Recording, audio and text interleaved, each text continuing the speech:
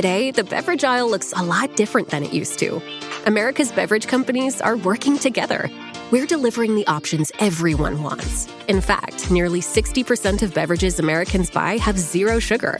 You'll find more variety than ever, including more of your favorites, now available with zero sugar. You'll also find more sizes and clear calorie information on the front of every can, bottle, and pack. We know when it comes to finding balance, the more choices, the better. Look around. You can find cars like these on AutoTrader, like that car riding your tail. Or if you're tailgating right now, all those cars doubling as kitchens and living rooms are on AutoTrader too. Are you working out and listening to this ad at the same time? Well, multitasking pro, cars like the ones in the gym parking lot are for sale on AutoTrader. New cars, used cars, electric cars, maybe even flying cars. Okay, no flying cars, but as soon as they get invented, they'll be on AutoTrader. Just you wait. AutoTrader. You're listening to... They're gonna call it a hard foul. They're gonna call it a hard foul.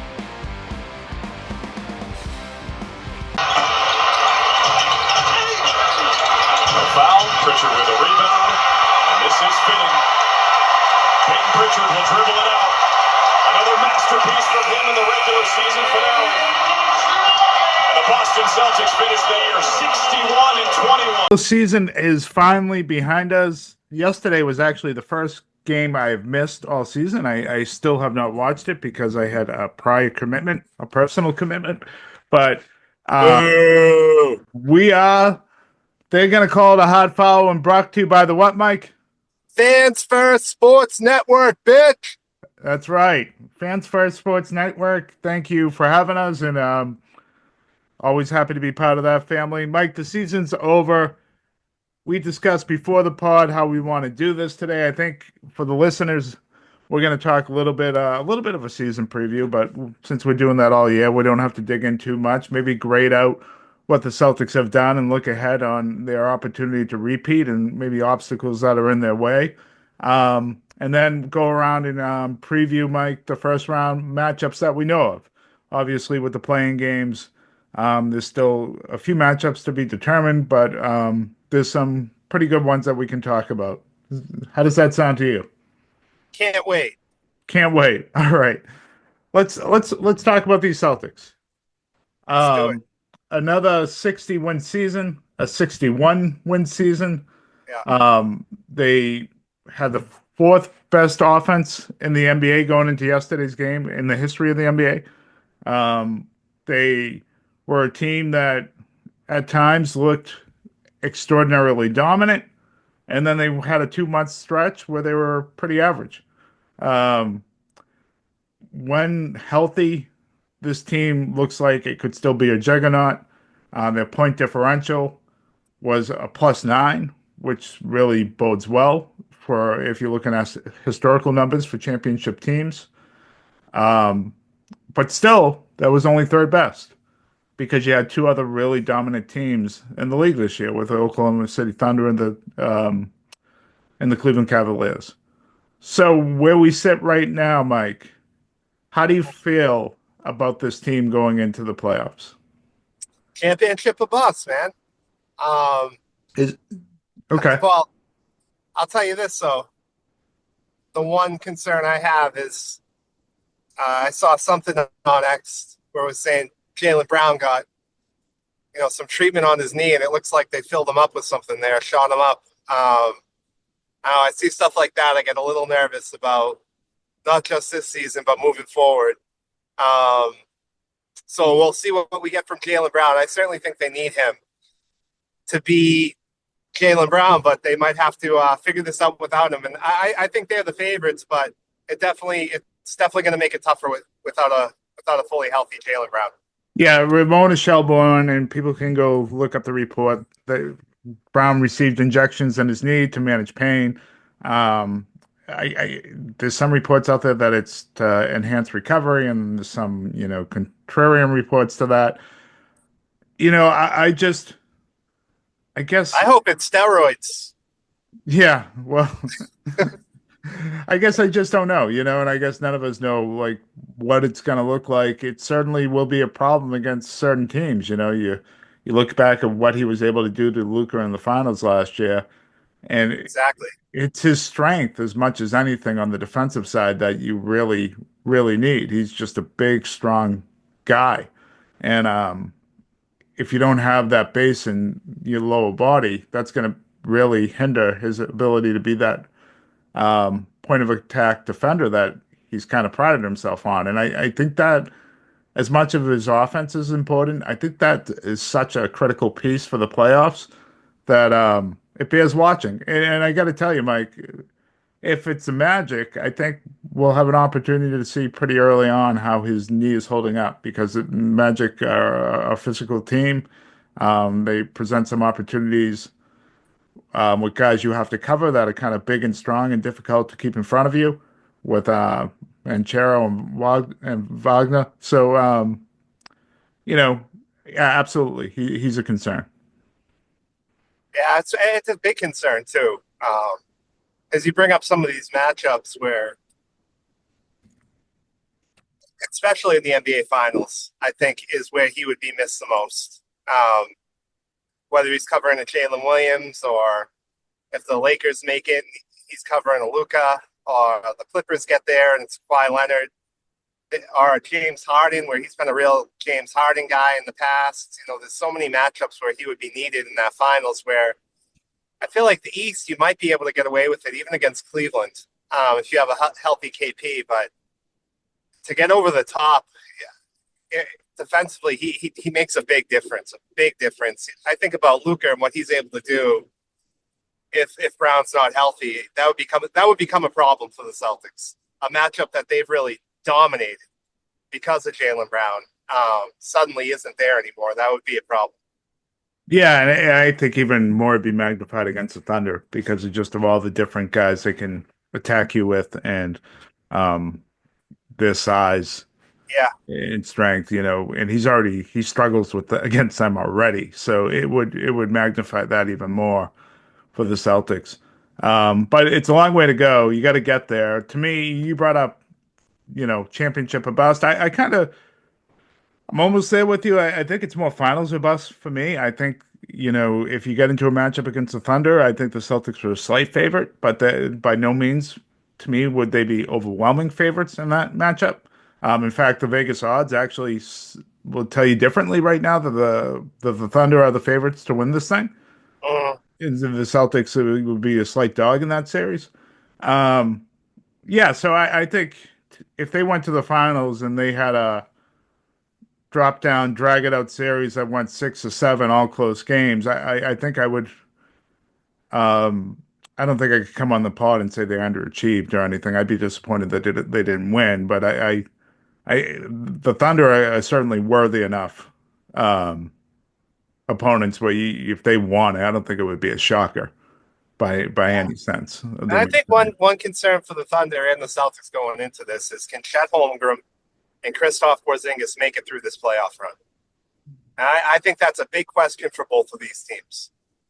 With the way these two guys are built, the physicality of the postseason, and I'm not calling these guys soft. They're just big guys, and these foot injuries come up, these weird leg injuries with guys like this. It is hard to make it through a postseason in the NBA healthy, and those are two things I'd be looking at with those two teams. If Holmgren and KP stay healthy, I don't know how you can pick against either of those teams to not make it. But I think those are big question marks for both of the out west and here in the East. Yeah, I think it's bigger for the Celtics. I think the Thunder with Hardenstein are able to survive that a bit more in the way they're built. And obviously, early in the season, they didn't seem to lose much when Holmgren went out. But for the Celtics and KP, I do think he's a huge X factor this year. I think he's the thing that really separates them from Cleveland. If KP is healthy, I think the Celtics have huge matchup advantage there on both sides of the ball. If he's not, you kind of saw what Cleveland was able to do late in that game in the fourth quarter, both seeking out matchups and letting Mobley just kind of dominate the glass and the fourth. And we certainly pointed Donovan Mitchell a lot in those type of games, but I think it's more the KP factor of whether he's healthy or not that separates them. I will say this, KP's game played going into the playoffs last year versus this year, there's a bit of a difference. I'm looking up right now, but I don't think Porzingis played more than what 50 games this year. Not even, right? Did he even play 40 this season? So I'm not sure. He missed a lot. He's missed a lot. yeah, he's Yeah. um so it's not like there's a lot of wear and tear going on right now. So he played 42 games. So he played just a little over half the season. So it's he should be going in pretty fresh. He should be going. I think he is going in playing the best basketball he's played all year. There's been no sign of wearing down the stretch with him at all, where you kind of be concerned with that. Obviously, freak things happen. Last year was Adebayo just kind of stepping on his foot, right? So Yep. those things are out of your control when those things happen, but hopefully he can avoid them and you go from there. There's rounds they would be okay without him. I mean, if he missed a few games in this first round due to injury, or he missed a few games in the second round against the Knicks, I don't think that would be the end of the world or hugely concerning. But obviously, those latter rounds are where you're gonna need him. You're gonna need him. As good as Cornette and Al Horford have been this year, especially late, I think the separation between those two guys and Porzingis is pretty big, in terms of what your ceiling is. Yeah, I Mike, think a go big ahead. thing for the Celtics is obviously Holiday's healthy and playing well, and he was a big part of that championship and playoff run last year. So, you go into this feeling pretty good as a Celtics fan because most of these guys are going into the postseason outside of Jaylen Brown, playing at a really high level at the right time. They started the season hot, they ended the season hot, and I think in my mind they're the favorite if they can be healthy.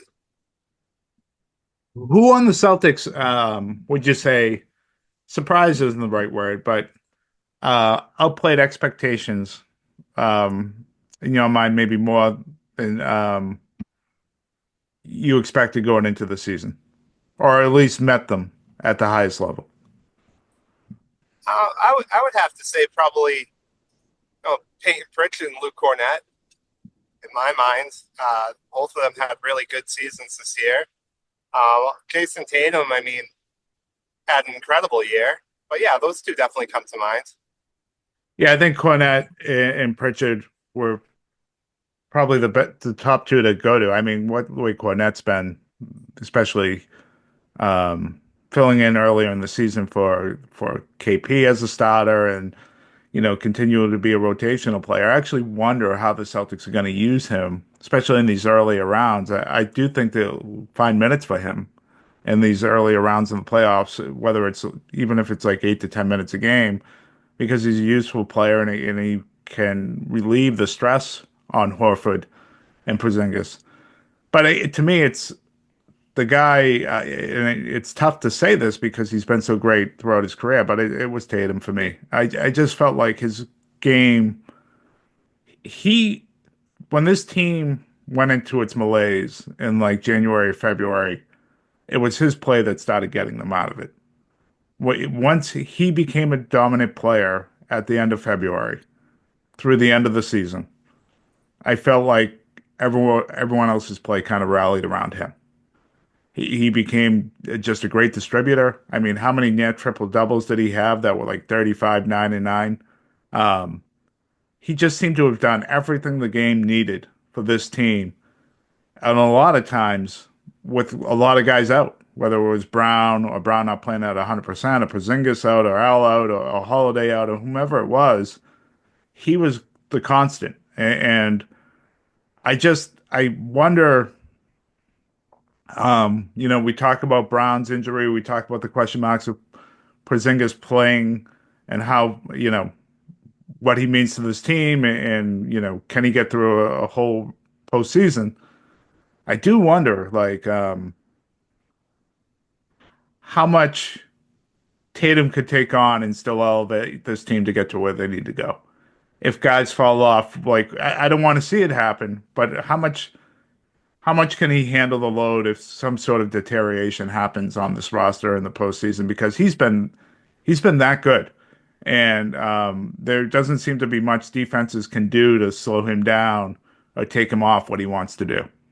Yeah, yeah. I mean, he has been, and they were kind of becoming Tatum dependent there for a while, um, where he was having to make every play on Yes. offense, and he was doing it. He was having. We were post All-Star break. We were talking about what what his stats could look like by the end of the season with triple doubles. It was, yeah, he was in the MVP conversation, All NBA first team, definitely.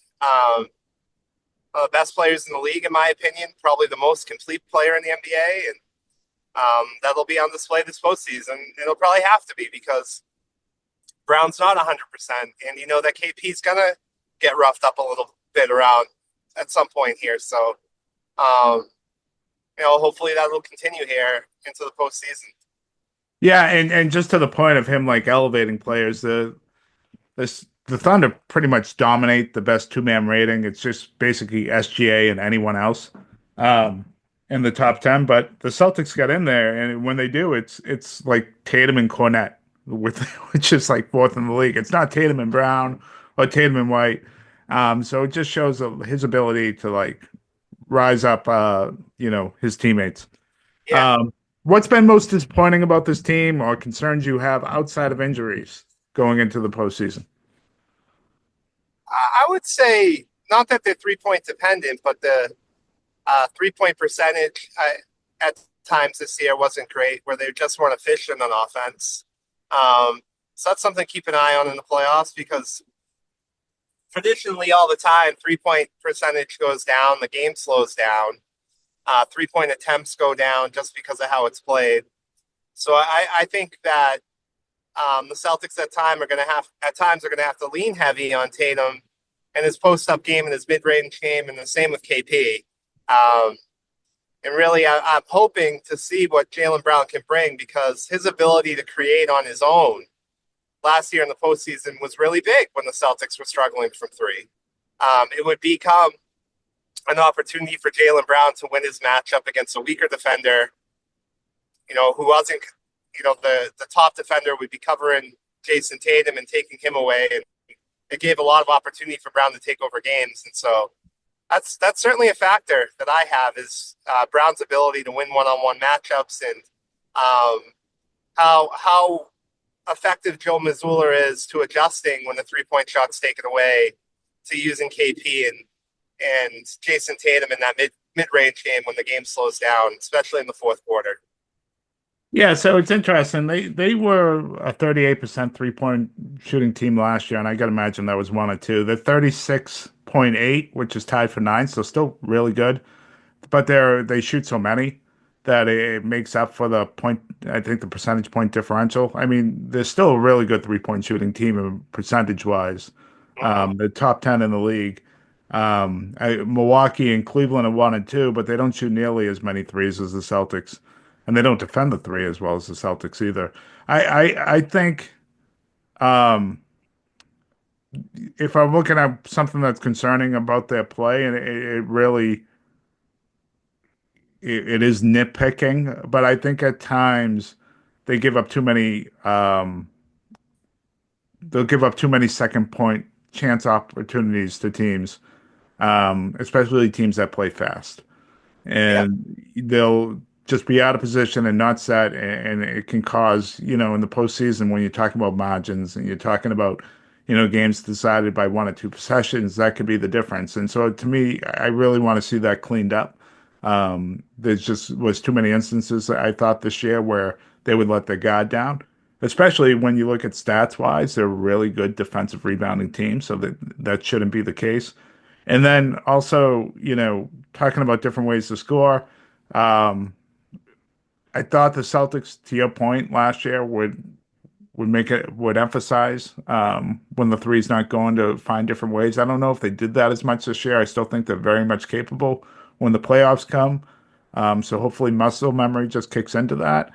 But I worry about when Porzingis is not in the game, or if perhaps he has to miss a game or two due to injury, just their ability to stop points in the paint. Um, that was clearly a problem, whether it was Cornette on the floor or Horford on the floor without Porzingis. And you gotta, where's that going to start? That starts with your point of attack defense, and that starts with hopefully Jaylen Brown being healthy enough to pick up whoever's bringing the ball up the court and start defending passes. I thought at times they gave that up too easy. So my concerns are more defensive, controlling the glass, and your point of attack defense, which saves you points in the paint.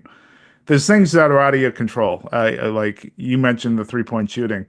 Look, if they go and they shoot 22% in a game and the other team shoots over 40, you're probably going to lose, whether you find new ways to score or not.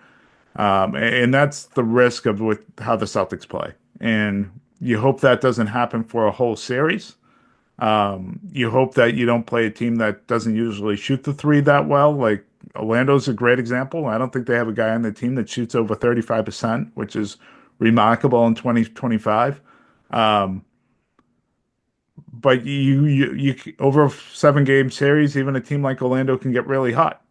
And what happens to you? So I guess there's things that are in their control, and then there are things that because of their style of play, leave them vulnerable in some ways too. That you have to be concerned about.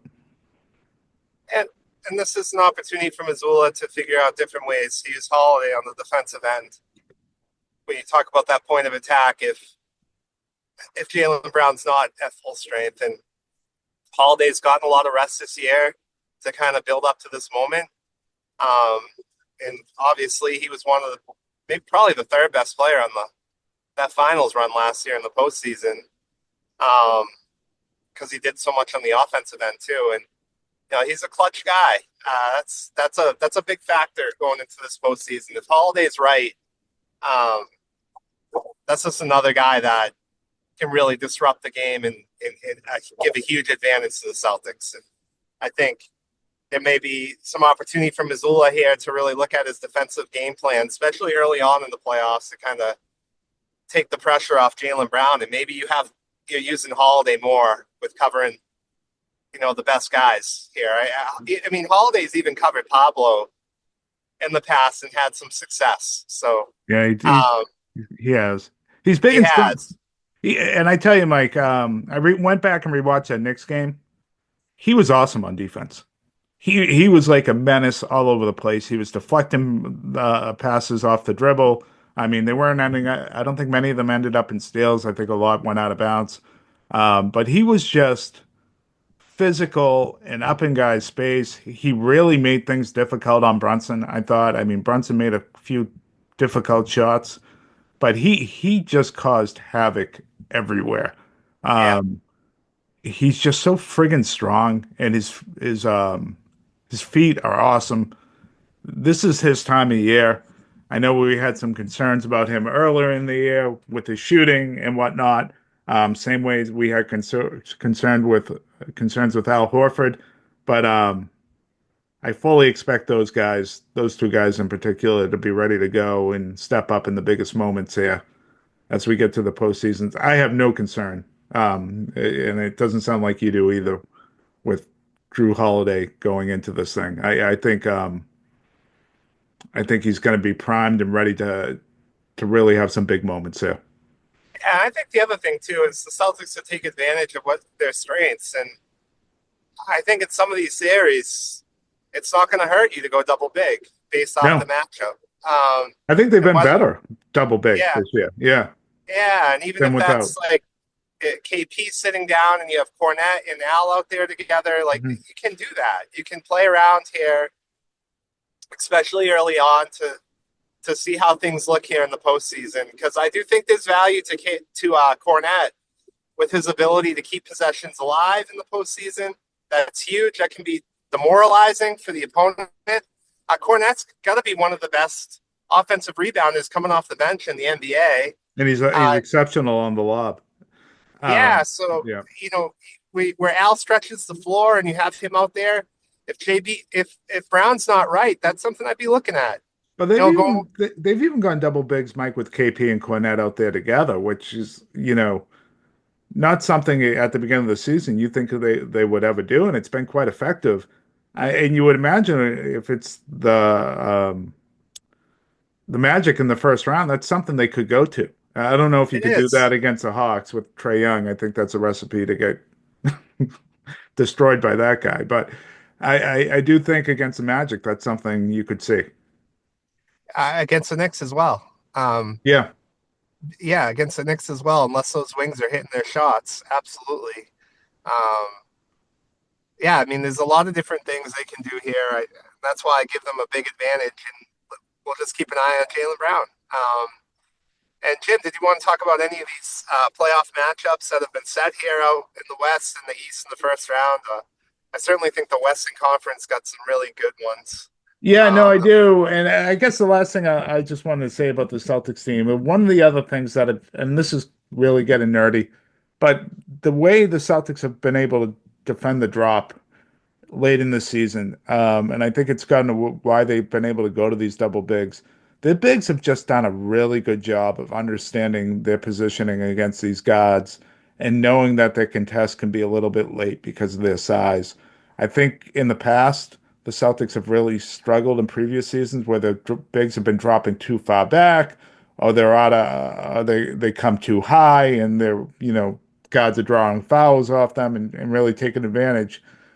I thought over these last 2 months, like whether it's been Cornette or especially Porzingis, they have just handled that drop coverage just at an awesome, awesome level. And I thought it really stood out against Brunson in the Knicks in that last game, where Porzingis really bothered Brunson. I don't think that's something you would have seen in previous seasons. So kudos to this coaching staff of really just coaching up how to defend that because Um, you know, typically, Mike, I think we would have said on pods previous seasons, that's the thing we'd be worried about the most.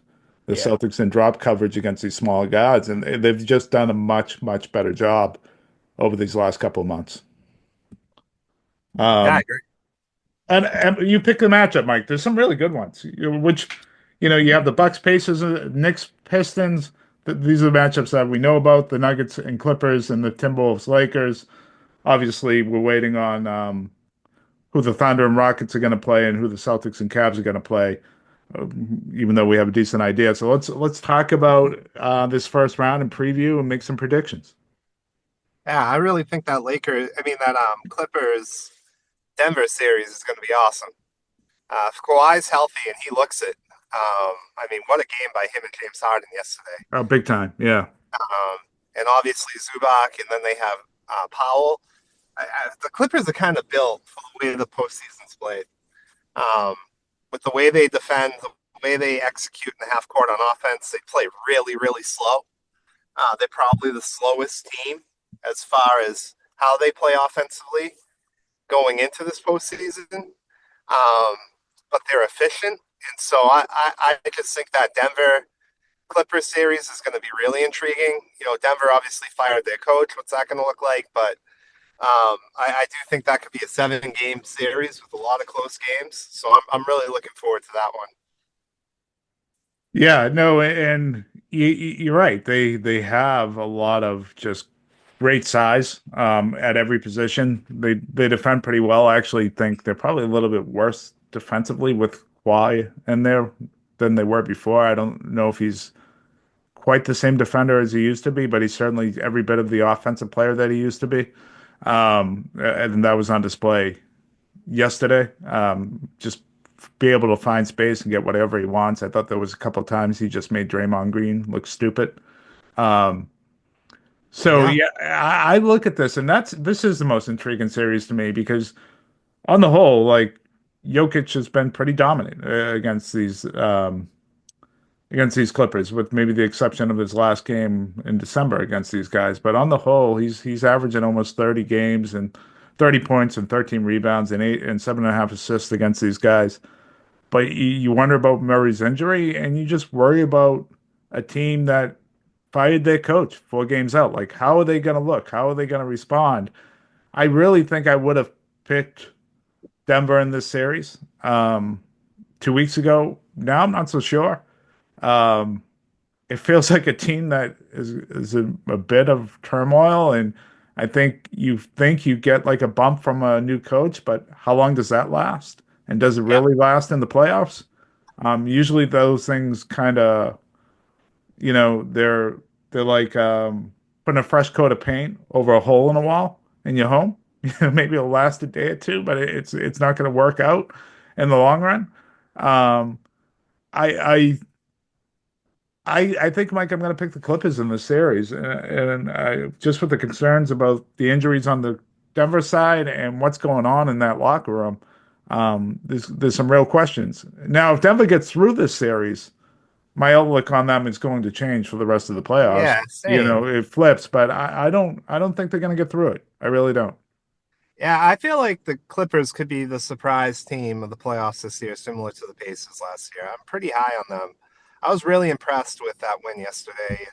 And I know that James Harden's got a lot of baggage, but he's had a really good season Yeah, he was offensively. great yesterday. Yeah. Yeah, and it just seems like they're in a good place with Kawhi back on the offensive side, and the Zubac factor too, with his efficiency, rebounding and scoring. I just think they're a really good team. And I'd be interested to see what that second round looks like against the Thunder. I think that's a really intriguing opportunity. And I look out west. Even the Lakers Minnesota series. That's another one that could go 6 or 7 games, Jim. It really could. Yeah. I Yeah. mean, Anthony Edwards didn't have a great season, but the last 2 weeks of the year, he looked like the best player in the NBA, Yeah. dropping 50 like every night. They've been the most baffling team in the league. Like, there's been weeks where they feel like they're about to go on a run and be a serious contender, and then there's been weeks where they look like a team that hates each other and can't wait for the season to end. Yeah, So I don't know. Like, but you know what, Mike? When usually with teams like this that are inconsistent and underachieved, and they show glimpses, usually this is where it ends. Usually it's even if they're going in strong into the postseason, like those warts really reveal themselves. And I think against Luca and LeBron, with their basketball IQ, they're going to find ways to reveal these warts that the Timberwolves clearly have. There's something that's not right about that team to me. And I don't know if it's 5 or 6. I just think the Lakers are going to move on. And that's not based on maybe who has the best talent between the two yeah, teams. I just think there's something not wired right with this Timberwolves team. I agree. I think I'm just hopeful they show up because I just love playoff efficient basketball where both teams are clicking at a high level, um, which I definitely think we're going to get in the Denver Clippers series. And I'm hoping that Anthony Edwards and that Minnesota team shows up because even if they do, I think the Lakers are going to take the series because that LeBron and Luca duos is going to be too much for the Timberwolves. But they just have the ability to be efficient, and I'm just hoping to see that. But I agree with you. Typically, that's what you see is that inconsistency, and when things get tough, those kind of teams just fold. And obviously, things get tough in the postseason no matter what. So um, those are the two series out west. But I'm going to be honest, Jim. I don't think Memphis has a chance to win in Golden State. And when we talk about upset alert, Let's go to the East, and then we'll talk about the play-in tournament right after these 2 games. How's that? yeah, I mean, I just think it's a guarantee the 7-2 seed is set out west. I think it's Golden State in Houston, but we can talk about the East, absolutely. Yeah, because I think these other 2 series are pretty good, and then we'll dig into the play-in, and if there's any first-round series from the play-in that we want to talk about. Um, Bucks Pacers, Mike. I Damn, think this is this the kills hottest me. one to predict. This kills me because the Bucks are good defensively since Damian Lillard got hurt, and it's because of one guy, and it's a guy you and me hate because he beat his girlfriend. And he's been playing. I don't know how they got him at the trade deadline.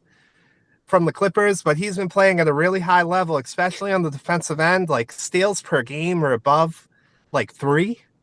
I don't know what Doc Rivers has done with this kid, but he's got into his head, and I think because of that, I give them like a 35% chance to win the series. Like if you talked to me a couple weeks ago, I would say like the Pacers in 5, but now I look at this series and I don't know. I give the Bucks a little bit of a chance. Giannis obviously played at MVP level all season, and now the Bucks are suddenly defending, and this kid looks like he's tapping into that talent that he's always had. I mean, he's had the length, he's always had that body for the NBA, and now, quite frankly, Jim, these last month or so, he's been playing at a really high level, and that You're talking about Kevin Porter Jr. I didn't want to use name. Yeah, Yeah. he's Yeah. been playing great. He Yeah, really has. He's been playing great. Hopefully that all falls apart for him in the playoffs. Yeah, I agree. Yeah, no, look, they have been better defensively. The report out though is Dame Lillard is expected back. There's optimism Oh, there. interesting. Yeah, so there's a Okay. question of how that really it obviously raises their ceiling offensively. It really lowers their ceiling defensively Jim, significantly. I just got to step off for 2 minutes, so just give me a sec. And I think it lowers the ceiling defensively against a team that is going to know how to attack this really well. The Pacers move fast. The Bucks are long, they're big, they're kind of slow and plodding. So the Pacers are the perfect team to kind of attack what the Bucks want to do defensively, especially if Lillard's in there. I don't think Lillard has the ability to stay in front of Halliburton or these other Pacers guards that are quick and can score effectively. So I agree with you. This could, maybe I think a 35% chance of the Bucks winning. I think you nailed it. I think that's about right. The other factor we always have to look at with Doc Rivers coach teams is that, this series gets late or They're up 3-2. or they're up 3-2. You can almost put the money in the bank that the opposing team's is gonna win the series. If it goes 7, forget it. It's over. So So Damian Lillard could play despite blood clots. that's a report by Shams. Wow, that's Yeah, insane. that's a report by Shams. So Well, good for him. yeah, good That's for him good. for That's sure. great news. Yeah. And no, for the NBA fan, like we haven't gotten to see him and Giannis really together much in the playoff series, and like the whole point of this was the fourth quarter in a close game. How do you stop that 2-man game of the Bucks? I just don't And think it's the same player anymore, though. Yeah. Like I get it, and like that was always the thought, but and I guess we'll get to see it a little bit. But that doesn't scare intriguing, at me least. anymore. Yeah, it is Yeah. intriguing to an extent, but that doesn't put the fear of God in me like it did when they made the trade at all. Um, I'm gonna pick the Pacers. Me too. But Yeah. this is one the Bucks could win this series. Like that wouldn't shock me. And um, if the Bucks do win this series and Dame gets going, it really makes that Cleveland series kind of interesting too, with Giannis and potential second round matchup. Mike, this is another one. The Pistons Knicks. Yeah, a couple weeks ago, I would have told you Pistons, but I just look at the fourth quarter of those games when it's close and how young the Pistons are, and just that 2-man game of the Knicks with Brunson and Karl Anthony Towns offensively. I don't think the Pistons are a great defensive team. I don't care what the numbers say. I think they have a lot of flaws defensively in that lineup that you can attack. I do think Cade Cunningham's going to have a really huge series, and this could go deep, but I am going Knicks. I think the Knicks take this series. All right. Here's Kate Cunningham's numbers versus the Knicks this year. And again, I just find this to be funny, and I find this to be a real Karl Anthony Towns problem. Yeah. Earlier this month, April 10th, he went for 36, 2 and 8. In January, 36, 2 and 4. In December, 29, 10 and 15, and then 22, 6 and 6 to start the season back in November. He has just dominated these games against the Knicks, and I think that's not very surprising considering how they set up defensively. I that problem still exists for the Knicks. I think there's real questions on how their wing players are going to show out. I think the series goes deep. I think this is a deep, deep series. That we're looking at 6 or 7, and it would be really interesting to me if this thing gets to 7 and Cade Cunningham has dominated, and we're going into Madison Square Garden to see what happens. Um, and we talk about injuries on the Celtics side. I think you always have to talk about them on the Knicks side as we get late into the season, as we saw last year, how these players hold up, how they adjust. Um, and they continue to play hard. They're just not very good. Um, I I I think the Knicks will win. I think talent will prevail. I think there's just, you talk about the two-man game of Anthony and Brunson. I think it is going to be a problem for the Pistons. I don't think Duran matches up against Karl Anthony Towns well at all. I think probably this is more of a beef stew series in that regard if you're looking for some defensive help. But obviously he hurts what you're able to do on the offensive end. Um, I think it's going to go probably 7. I think it's going to be a real physical series. I think it's going to be a mentally draining series for the Knicks, and I think the Knicks will cease to exist Yeah, I think, after this round. So and I think the Cade Cunningham thing is great, and obviously Malik Beasley shooting yeah, he's is been going to be a awesome. huge factor. But I think Thompson too, and if he's able to drive to the hoop for Detroit and play at a high level, He's awesome defensively too. yeah. But he's young, right? He's Yeah, really really young, and I think young players struggle in the postseason, and that's the one thing I would concern me. I think Detroit's moving somewhere. They could be a top 3 seed out in the East next year, depending on what they do. If Jordan Ivey comes back, like they're moving in the right direction. Duran's really young too, and he's a big part of what they do. And so is Cade Cunningham. That's a lot of youth. Um, they're missing they could, Ivy. Remember, they're missing yeah, they're Ivy missing Ivy, yeah. on top of all this. Um, and then obviously Tobias Harris has had a good year for them. Yeah. So they've brought in good veterans, but that's a guy too. Like you look at Detroit, they don't really have a veteran to lean on. Like Tobias Harris has never shown up in the postseason.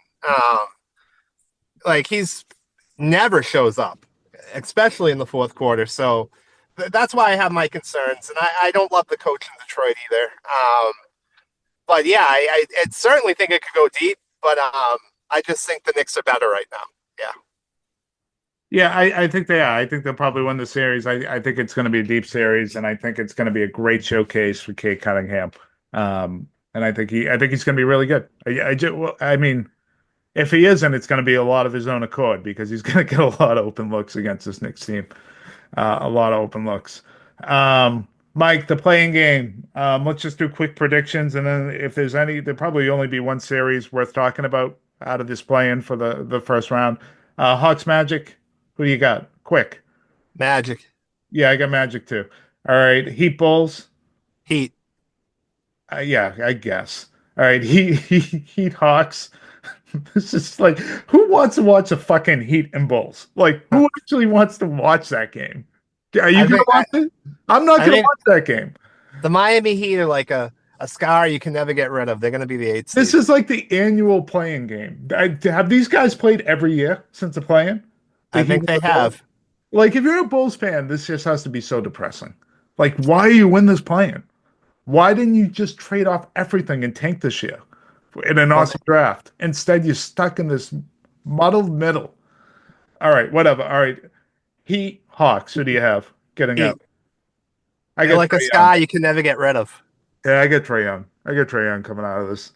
The Heat are finally gonna not make the playoffs. No, they're getting it in. I'm telling you. It's like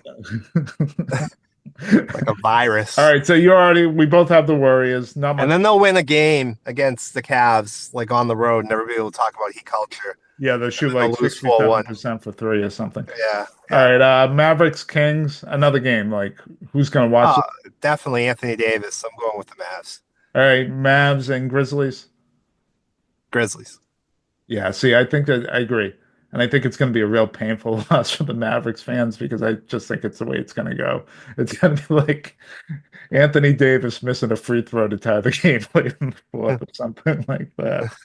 It's Or gonna he be gets awful. hurt. Oh yeah, he gets hurt with 4 minutes to go while they're up 15 and they blow the lead. It's gonna be something like extraordinary. Like Although that Memphis team's a mess. I wouldn't be surprised if they lose both of these games. I would yeah, not be surprised by that. Morant burnishes a gun midway through the. What a fucking loser he is. All right, so out of all these, there are no interesting outside of the Warriors Rockets, right? There isn't. We shouldn't spend much time. We've broken down the Celtics Magic. And they're only interesting if Jimmy Butler's healthy. If he's not healthy, that series isn't interesting anymore. Yeah, so it'd be the Warriors Rockets. Let's assume Butler's healthy and I got the Green's Warriors in solid. that one. Do you really? Yeah, I do. They've been playing great. I know yesterday they blew it, and they did blow it yesterday. But I mean, they were at 1 point 18-2 with him since the trade. I think outside the Celtics, they were the other team that was like 20-5 in their last 25. I think the Rockets, similar to Detroit, are a really good team with too much youth. And I don't know. I mean, they got Van Fleet and they got Dylan Brooks, certainly some good veterans there. But I think that the Warriors can expose some things with the Rockets offensively. They can shut them down pretty easily because I think there's a lot of flaws to that Rockets offense and to that coaching staff when it comes to running an offense. And then, despite how good the Rockets are defensively, Curry's going to own those matchups against those guards. And you bring out Sengun to get out and do drop coverage against these guards in Golden State. I think they're going to unlock a lot of hidden flaws with this Rockets team defensively too. Yeah, I think you're probably right. I think I'd lean towards the Warriors. I do think Jimmy Butler's going to have to step up. He's going to have to be healthy. Yeah, and step up. Yeah. And step up. Like I thought he was invisible yesterday against the Clippers. I think he's been pretty good for the Warriors. And he's gonna have to give them more. I feel like Clippers kind of exposed the Warriors late in that game yesterday a little bit when they were doubling. It felt like it was either a Curry like remarkable three or a turnover from about 3 minutes on into the overtime for the Warriors. There wasn't much in between offensively for them. And the turnovers were usually because they brought a lot of size on the Curry double team and he wasn't able to pass out of it or shoot over it. And I do think the Rockets can present that with the athletes they have, especially when you start thinking about guys like Thompson and Green. And I still would lean the Warriors, but I do think there's a ceiling on this Warriors team unless Jimmy Butler like finds that magical touch and looks like he did a couple of years ago in the postseason run. Because Butler. They didn't fear Butler at all yesterday. There was no fear of him offensively. He had 28 through the first three quarters, and then they switched. They switched Draymond. Not Draymond. They switched Kawhi onto him in the fourth quarter, and he gave Butler a lot of problems. But Butler's been really good for them, Jim. Yeah, he's been really good. I know. So I would lean Warriors. Mike, the last time the Celtics repeated was 1967, 1968. I guess we'll end this playoff preview where we began. Do they repeat this year? Yes. Yeah, I'm going to lean too. I think this team is better than last year's team. I said that on the last pod. I stand by that. Obviously, health has a lot to do with it, but I think this team is better. And I think the ceiling is higher on the level of play than even last year's team, which is saying something considering how dominant last year's team was. Sounds good. All right, everybody. We'll talk to you soon. Talk to you.